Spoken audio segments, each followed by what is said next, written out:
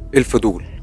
الفضول هي أصعب غريزة جوانا، والفضول ده هو اللي خلاني أدخل لعالم الدارك ويب، وكمان اتورطت في مصيبة مش عارف لحد الآن هي انتهت ولا لسه مستمرة. والبداية كلها لما لقيت شخص بيكلمني وبيقول لي محمد نبيل معايا. قلت له أيوة. قال لي أهلا بيك في الإنترنت المظلم، مش هو ده اللي أنت كنت بتسعى عشان توصل له؟ أديك وصلت له.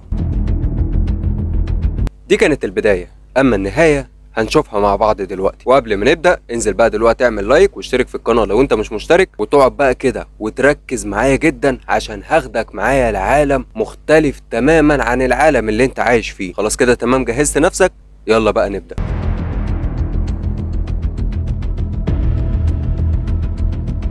انا زي شباب كتير كان نفسي اعمل حاجة، ولكن الظروف كان ليها رأي تاني. كنت بقضي معظم وقتي ما بين التيك توك واليوتيوب والفيسبوك، لحد ما في يوم الساعة 1 بالليل كنت ماسك الموبايل بتاعي وفاتح لايف على التيك توك. ما كانش في ناس طبعا بتدخل اللايف عندي كتير، ولكن في اليوم ده بالذات اتعرفت على واحد اسمه معاذ. كان شاب من سني ودخل معايا في اللايف، وعايز اقولك ان معاذ ده كان عنده 1,000,000 مشترك على التيك توك، وكان بيكسب فلوس كتير من خلال اللايفات اللي كان بيفتحها. انا ما كنتش مصدق انه دخل معايا اصلا. المهم فضلنا في اللايف لمدة ربع ساعة، وبعدها قال لي معلش انا مضطر اقفل عشان هنام. قلت له ماشي، وقفل بالفعل وانا كمان قفلت اللايف. ولكن قبل ما اطلع من الابليكيشن لقيت في رسالة وصلتني على الخاص. فتحت الرسالة ولقيتها واصلة من معاذ.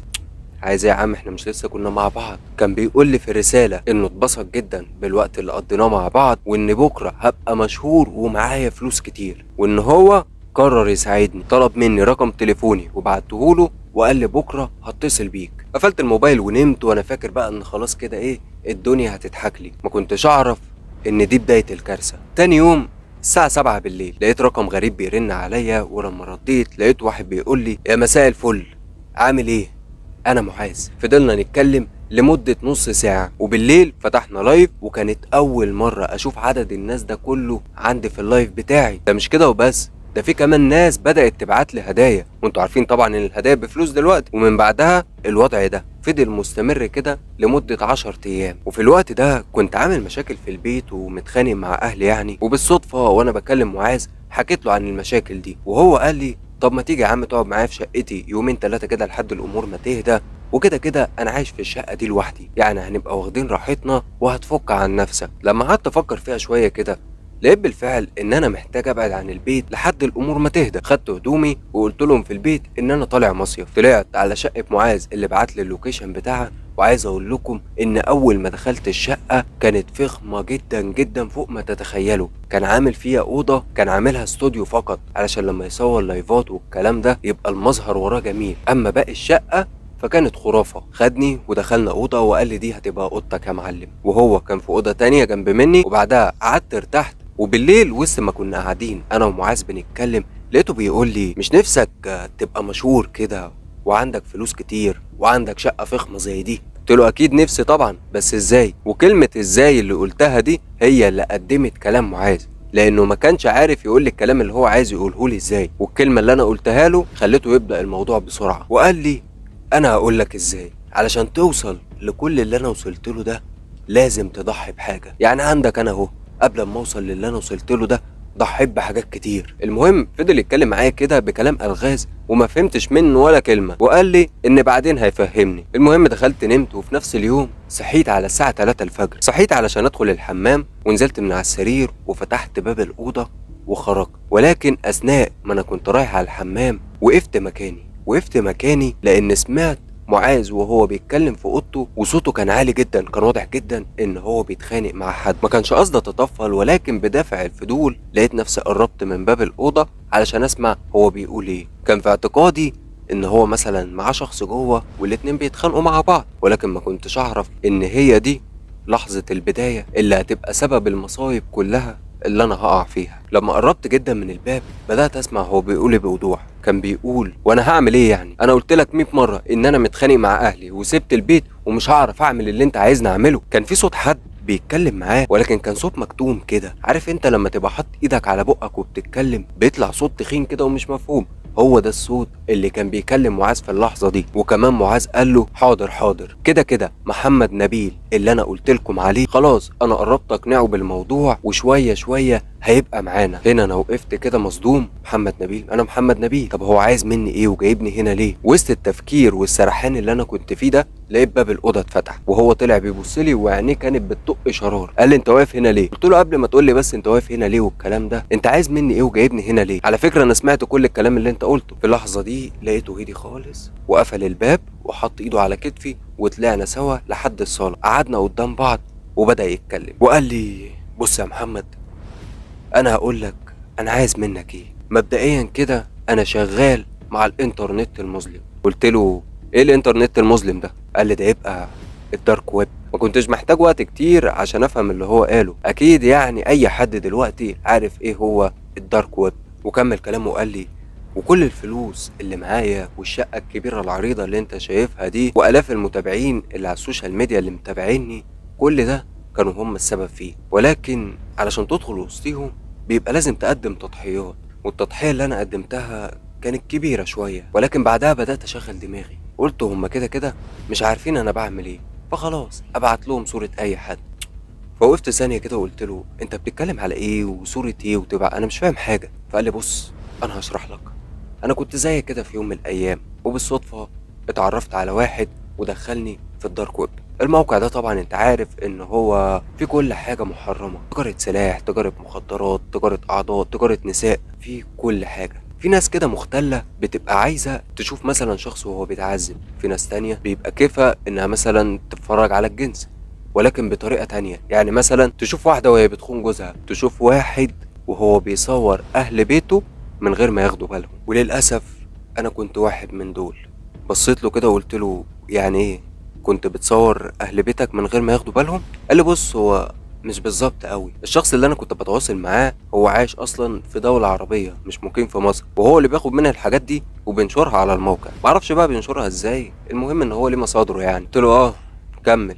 قال لي اول ما اتعرفت عليهم طبعا بقيت مشهور زي ما انت عارف وبقى عندي الاف المتابعين على السوشيال ميديا، وقدرت من خلال كل ده ان انا يبقى معايا فلوس كتير واشتريت الشقة اللي انت شايفها دي. وعلى فكرة هم يعرفوا عني كل حاجة. وبعد كده قالوا لي ان لازم عشان اكمل معاهم في الطريقة دي لازم اقدم تضحيات. انا كنت خايف انهم يقولوا لي لازم اقتل حد واصوره زي الحاجات اللي هم بيعملوها دي، بس لقيت الشخص اللي بيتواصل معايا بيقول لي انه عاوزني اصور اختي وهي بدون ملابس من غير ما تاخد بالها. فقلت له ازاي هعمل حاجه زي كده، مش هينفع وبتاع. لقيته قال لي هو ده الشرط الوحيد، مش هتعرف تعمل اي حاجه، انت خلاص بقيت جوانا، ما تفكرش انك ممكن تفتح الباب وتخرج كده عادي، لا. طب هعمل ايه؟ اضطريت ان اوافق على اللي قالوه. وفي يوم استنيت اختي وهي بتغير هدومها في البيت واتسحبت وصورتها صورة من غير ما تاخد بالها، ولكن وشها ما كانش ظاهر في الصورة دي. بصراحة ومعاذ بيحكي انا كنت مشمئز منه، موضوع مقزز. ولكنه كمل وقال لي بعت للشخص اللي انا بكلمه الصورة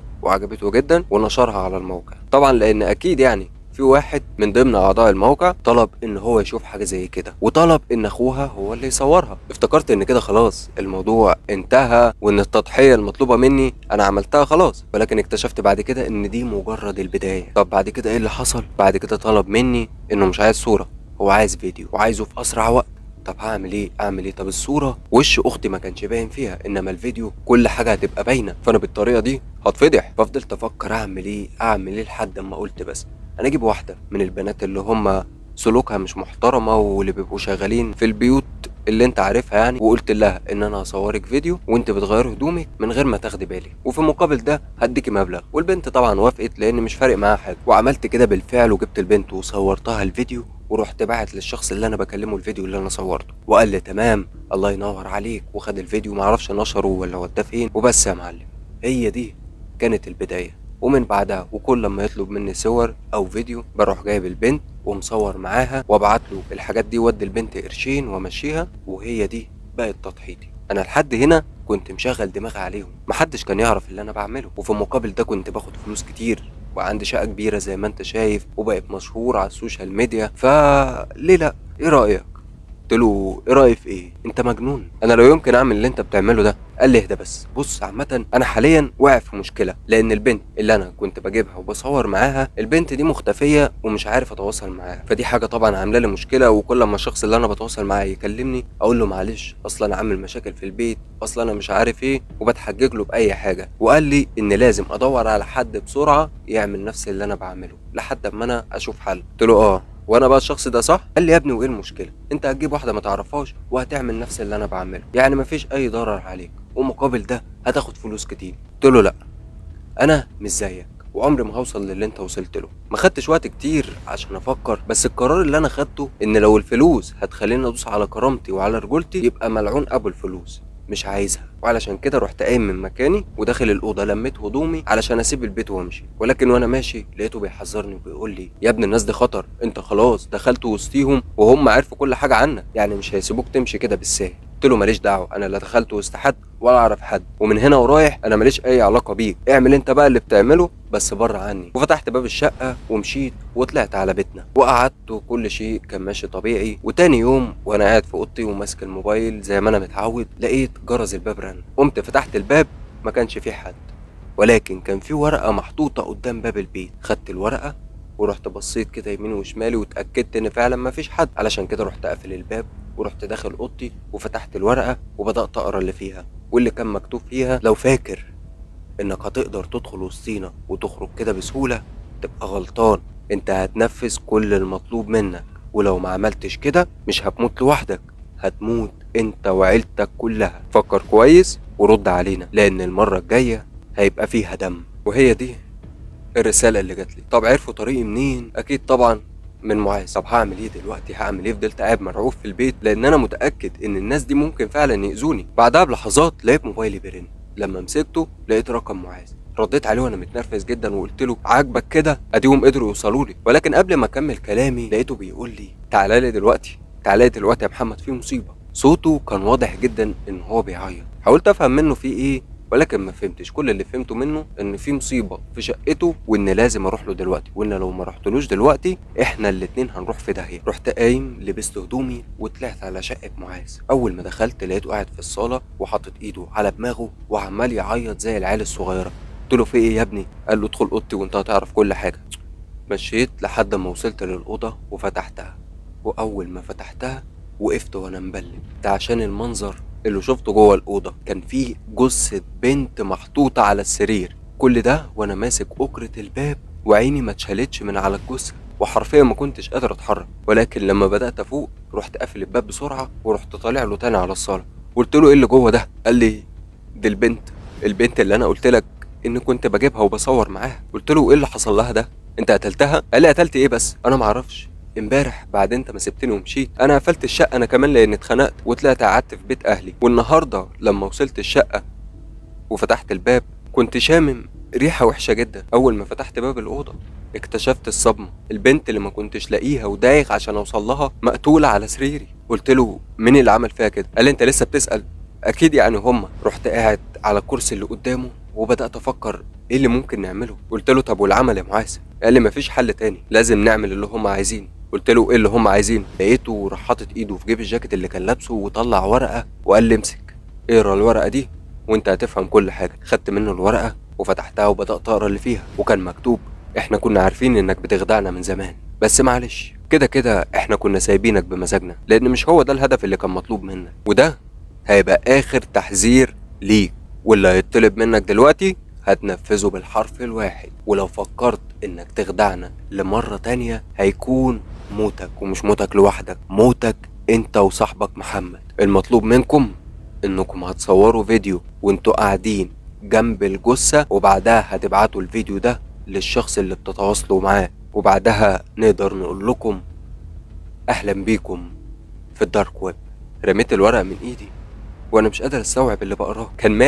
كان مالي ومال كل ده. لقيت معاذ بيقول لي يلا عشان ننفذ اللي طلبوه قبل فوات الاوان. فضلت قاعد بتاع دقيقتين كده افكر وخدت القرار المناسب. هو ممكن يكون قرار غلط ولكن من وجهة نظري هو ده القرار المناسب. علشان كده قمت وقفت وقلت لمعاذ انا مش هعمل اللي هم طلبوه، انت لو عايز تعمل كده اعمل براحتك، ولكن انا مش هورط نفسي في جريمه زي دي. انت عارف ومتاكد ان احنا لو صورنا الفيديوهات دي واحنا قاعدين جنب جثه بنت هيبان ان احنا اللي قتلناها، والناس دي عندها 100 طريقه عشان تثبت ان احنا اللي قتلناها. فلا، انا مش هعمل كده. لو عايز انت تعمل كده اعمل كده، انت كده كده بقيت متورط زيهم. ولكنه رد عليا وقال لي: ومين قالك ان انت كمان مش متورط معايا؟ انت خلاص رجلك جت، افهم بقى، لو ما عملتش المطلوب منك هتموت. قلت له: مش مشكله، اموت وانا راجل، بس انا مش هعمل زيك واصور اهل بيتي عشان الشهره والفلوس، ولا هثبت تهمه دلوقتي على نفسي ان انا اتصور جنب جثه. قمت وقفت